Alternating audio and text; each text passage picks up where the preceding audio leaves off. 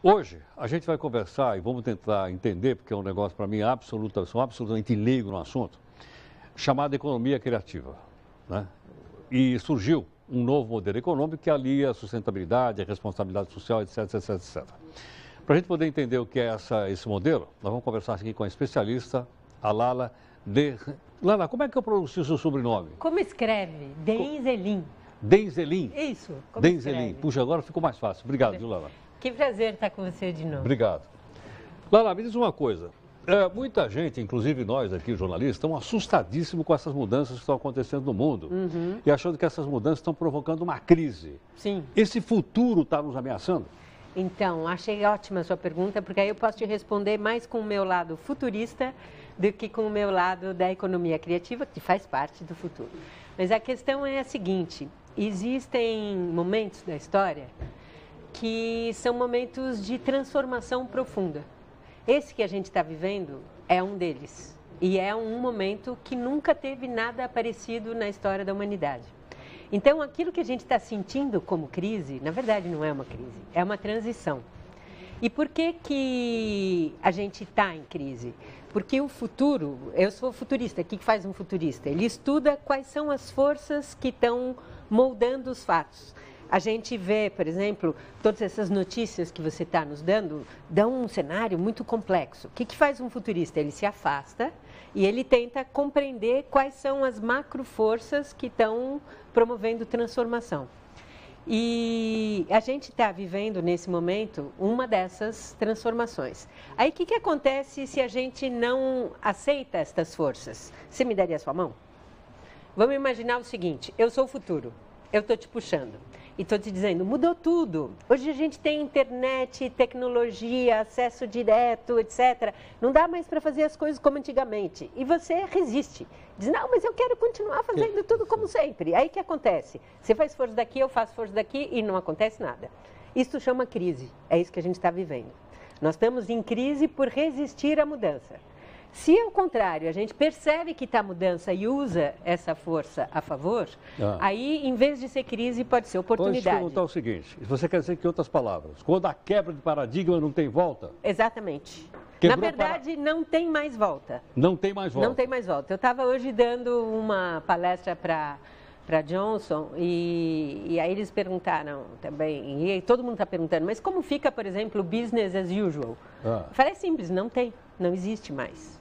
Então, as mudanças, elas têm uma curva que é exponencial.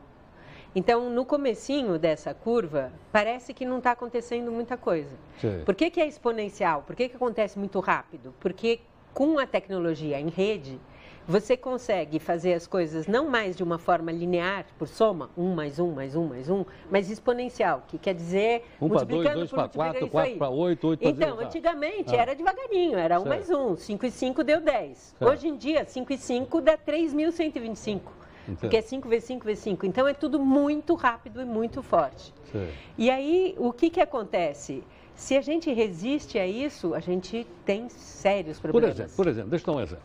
Um exemplo do futuro. Tá. A adoção da tecnologia do Uber. Tá.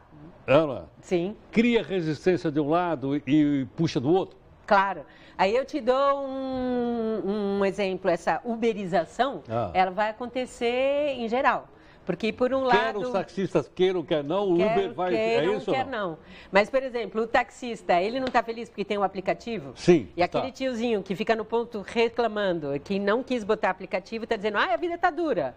Enquanto que o outro que botou o aplicativo dizendo, melhorou tudo pra caramba. Exatamente. Quem usa o Waze consegue chegar a tempo porque tem mapeamento de fluxos. Então, tudo isso são coisas do futuro que estão aí para promover mudança e, ao mesmo tempo, permitir muitas oportunidades. Se você pegar, por exemplo, dos grandes da internet agora, tem um estudo, 72% deles surgiram entre 2008 e 2010 na crise. E, assim, eu tenho uma imagem que eu adoro, que é uma imagem de 1929. E quando você olha, tem o cara falando com a família por Skype. Tem algo que é exatamente uma impressora. Tem GPS, tem Wi-Fi, tem drones, tem tudo que você pode imaginar numa imagem de 1929. Claro que quando essa imagem foi feita, todo mundo falava, esse cara é maluco, como assim, o que é isso? Você está num lugar, falando com a família para uma telinha, impossível. E todas essas coisas hoje existem. Então, a coisa importante da gente compreender e estudar o futuro é perceber esses momentos de transição, como o atual, para poder aproveitar a oportunidade e surfar essa onda de mudança para gerar benefícios para todo mundo. Ou seja, ao invés da gente ser reativo, exatamente, nós temos que ser proativo, entender o que está acontecendo, procurar entender o que está acontecendo. Exatamente. Porque quando a gente resiste, a gente fica só no reativo, a gente repete modelos do passado e não chega a lugar nenhum. Se, em compensação, você se dedica a perceber possibilidades e ser criativo, aí você abre um universo de possibilidades. Lala, você lembrou a questão da história da humanidade. A história da humanidade vem realmente se transformando desde, desde quando a gente fez a Revolução Agrícola, mais ou menos uns 8.000 anos antes de Cristo. Né? Só que me parece o seguinte, transformação sempre teve. Mas como você lembrou bem, nunca numa velocidade tão acelerada quanto essa agora, é isso ou não? É exatamente isso. Porque da onde vem a velocidade? A velocidade vem pela maneira como tudo se conecta e flui. Antigamente, tudo se conectava, vou pegar a monarquia. Na época da monarquia, tudo se conectava e fluía em torno do rei. Sim. Literalmente, o sistema de correio passava pelo rei. Era real. A cidade se organizava em torno do castelo. O comércio só podia ser feito pelo rei. A informação, quem sabia ler e escrever, todo mundo estava ali. Então, isso era extremamente limitado.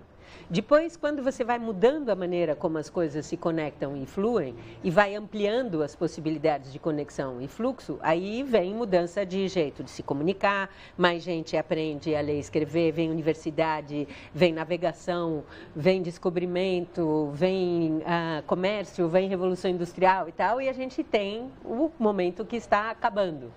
E agora a gente tem uma terceira maneira de conectar e fluir coisas, que é pela internet e pela mobilidade, que permite uma velocidade muito rápida. Tão rápida? Muito rápida. Tão rápida que eu te parabenizo de estar aqui trazendo uma futurista, porque a gente precisaria, na verdade, estar olhando com olhos de futurista cada um dos aspectos. Estou dizendo que é tão rápido que você está falando. E o pessoal da internet está mandando pergunta, queria que você respondesse uma. Claro. Os nossos internautas aqui, porque o jornal está simultaneamente em duas plataformas. Vamos lá. Por favor, Bárbara. Aliás, a Bárbara trabalha lá no portal. Olá, Lala, boa noite. A pergunta é do João Rocha, de Feira de Santana, Bahia. Ele diz assim: sem redistribuir a renda e a riqueza mais concentrada no mundo, como viabilizar uma economia criativa? Pois é, essa questão da distribuição de renda, que eu ampliaria, inclusive, para a questão de distribuição de recursos, porque isso é uma das coisas que é uma das marcas da economia criativa, da economia colaborativa, da economia compartilhada, que são essas novas economias, é a percepção de que riqueza não é só moeda, que existem vários outros capitais, várias outras riquezas. A riqueza da informação, a riqueza dos recursos naturais, a riqueza da infraestrutura que pode ser compartilhada. Então, não dá para ter um futuro desejável se não houver um fluxo melhor de todo tipo de riqueza. E para isso, mais uma vez, a gente tem oportunidades extraordinárias, porque, por exemplo, existe todo um movimento de economia compartilhada que na gestão das cidades, por exemplo, faz uma diferença tremenda. Você imagina o seguinte: a gente precisa de dinheiro para fazer muita coisa. Imagina que eu sou uma prefeitura e eu tenho que escolher onde eu vou botar o dinheiro. Ou eu posso botar dinheiro em fazer estacionamento, que não tem mais, ou eu posso botar dinheiro em educação, que é... com a possibilidade dessa combinação de novas tecnologias, acesso, economia compartilhada, etc., é possível fazer como fez Seul, que em vez de gastar um monte de tempo, dinheiro, inferno de trânsito, etc., em construir estacionamentos, o que fez? Mapeou quem é que tem garagem e mora num lugar e trabalha em outro. A garagem ficou livre. Sim. Então, você faz um sistema de uso compartilhado de garagens. Com isso, eu ganho, porque a minha garagem está sendo usada, o outro ganha, porque está tendo aonde estacionar o carro, a prefeitura ganha, porque em vez de usar o dinheiro para fazer garagem, pode investir em educação e assim vai. Então, esse futuro de oportunidades, ele é cheio de questões que são até bastante óbvias, como essas, mas que a gente precisa criar processos para que elas sejam possíveis. E a questão do compartilhamento de infraestrutura é uma das grandes possibilidades que a gente tem de gerar melhor qualidade de vida, melhor distribuição, etc. Lala, vamos continuar nossa conversa aqui em instantinho no portal. Fica mais um pouquinho com a gente. Aqui conosco, nossa convidada, especialista em futuro, a Laila. Eu vou me acostumar. Deiselin, como está escrito? Deiselin, vou me acostumar com o nome. Laila, queria agora te fazer uma pergunta direta. Tá. Nessas transformações todas pelas quais a gente está desenvolvendo no mundo, né? A gente não imaginava também que o ser humano pudesse viver tanto. Não é verdade? Sim. Na Idade Média, o sujeito vivia o quê? 40 anos e olhe lá. Nossa, quando a gente vê o Da Vinci com aquela barbona, ele tinha 56? 56 anos, não é verdade? Hoje as pessoas, eu, por exemplo, já estou para lá do Da Vinci. Deixei o Da Vinci lá atrás há um tempão. E está aí toda... Entendeu? Deixei o Da Vinci lá atrás há um tempão. Bom, e aí? Isso provoca mudanças também na maneira pela qual a sociedade se organiza? Isso provoca mudanças em tudo e, de novo, oportunidades.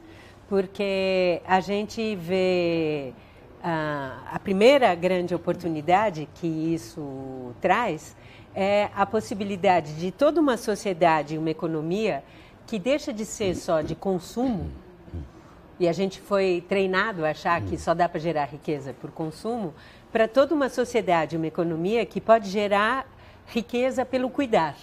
O que pode parecer uma coisa muito poética, mas se você pegar o PIB dos Estados Unidos, já a maior parte das atividades são ligadas ao cuidar. Então, quanto mais a gente tem pessoas, e pessoas com uma vida longeva, por exemplo, você tem mais atividades todas ligadas ao cuidar. E a prestação de serviço. E a prestação de serviço. Então, você tem aí um campo de oportunidades extraordinário. E é um campo ainda muito inexplorado, né? A gente vê, sei lá, eu sou mulher também, não particularmente jovem, e é super difícil achar roupa que sirva, porque ou é de mocinha ou é de super senhora. Aí você fala, e tem todo um campo, tem todo um monte de coisas que são possíveis. E você imagina a mudança que isso traz em todos os campos, né? Laila, nós vamos ter oportunidade de conversar sobre esses outros campos. Muito obrigado pela gentileza. Eu que te agradeço. Prazer em revê-la. Muito obrigado, Laila. Bom, aí está então algumas reflexões feitas pela Laila em relação ao Lala, em relação ao futuro. E a gente vai ter a oportunidade de ter outras participações dela aqui. Vamos para um intervalo em 14 segundos.